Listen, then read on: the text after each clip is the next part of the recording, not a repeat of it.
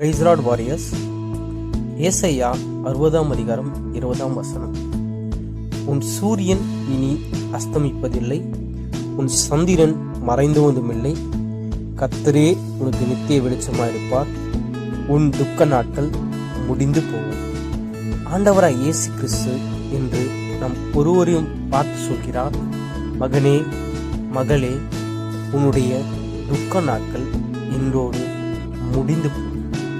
நாம் வேதத்திலே பார்க்கும்போது யோவான் 5ஆம் அதிகாரம் 5ஆம் வசனத்திலிருந்து 17ஆம் வசனம் வரை ஒரு மனிதனை குறித்து நாம் பார்க்கிறோம்.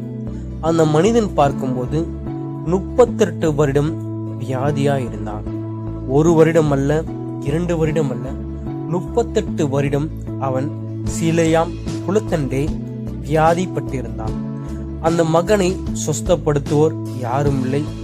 ஏன் அவன் சீலியாம் குளத்தருகே அமர்ந்திருந்தான் என்று பார்க்கும்போது, அந்த குளத்தை ஒரு தேவதூதன் இறங்கி வந்து கலக்குவான்.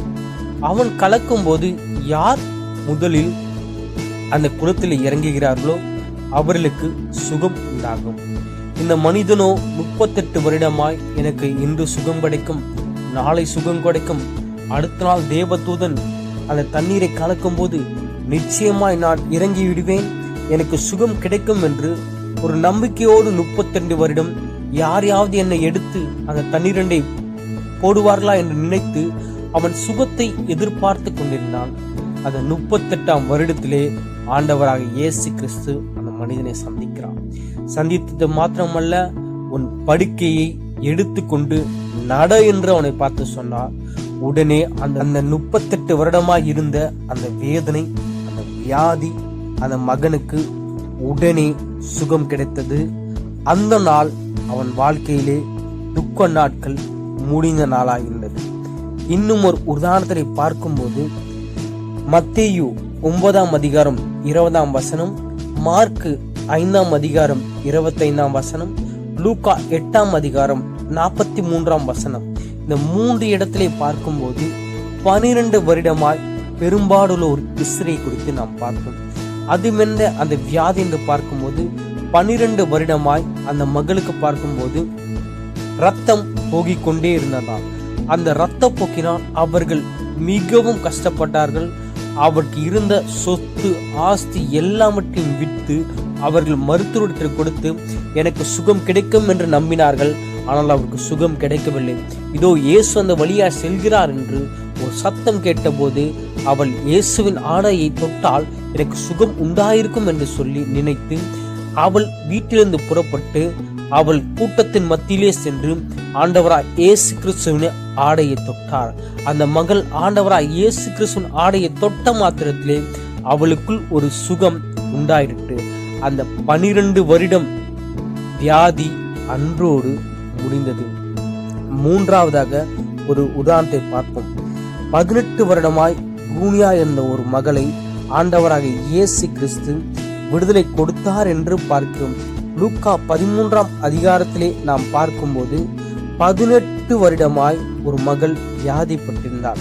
மகள் வியாதிப்பட்டு எங்கே இருந்தால் என்று பார்க்கும்போது அவர்கள் ஜெபாலயத்திலே ஜெப கூட்டத்திலே அவர்கள் பார்க்கும்போது வியாதியா இருந்தார்கள். 18 வருடமாய் சாத்தான் அவளை கட்டி வைத்தார் என்று வேதத்திலே எழுதப்பட்டிருக்கிறது. ஆண்டவராய் இயேசு கிறிஸ்து அந்த 18 வருடமாய் இருந்த அந்த சாத்தானால் கட்டப்பட்டிருந்த அந்த கூனியா இருந்த பெண்ணுக்கு ஒரே நிமிடத்தில் அவர் சுகம் கொடுத்தார். மகனே மகளே, உங்கள் வாழ்க்கையில் இருக்கிற கஷ்டங்கள் என்ன? உன் வாழ்க்கையில் இருக்கிற பிரச்சனைகள் என்ன? ஏசாயா 60ஆம் அதிகாரம் 20ஆம் வசனம் இவ்வாறு முடிகிறது, உன் துக்க நாட்கள் முடிந்து போகும். எப்படி 38 வருடமாய் ஒரு துக்கத்தோடு வியாதியோடு இருந்தார், அவருக்கு ஆண்டவர் துக்க நாட்களை முடித்து சுகம் கொடுத்தார். 12 வருடமாய் ஒரு மகளுக்கு ரத்தம் போகிக்கொண்டே இருந்தது. அப்படிப்பட்ட வியாதியிலிருந்து ஆண்டவராய் இயேசு கிறிஸ்து அந்த நாளிலே ஒரு சுகத்தை கொடுத்தார். இன்னும் 18 வருடமாய் கூனியாய் இருந்த ஒரு பெண், அவளை சாத்தான் கட்டி வைத்திருந்தார். சாத்தான் கட்டி வைத்திருந்த பெண்ணை ஆண்டவராக இயேசு கிறிஸ்து ஒரே நொடியிலே சொஸ்தமாக்கினார் என்று பார்க்கிறோம்.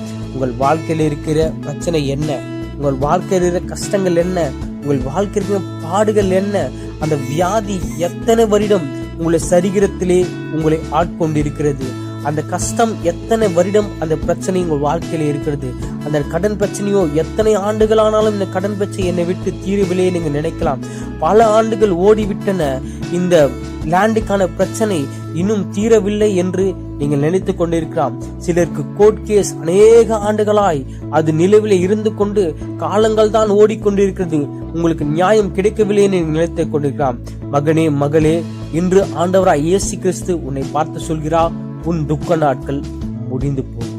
38 வருடமா இருந்த துக்கம் முடிந்தது, 12 ஆண்டுகளாக இருந்த துக்கம் முடிந்தது, 18 ஆண்டுகளாக இருந்த துக்கம் முடிந்தது. ஆண்டவராய் இயேசு கிறிஸ்துக்கு நாள் ஒரு பொருட்டையிலே.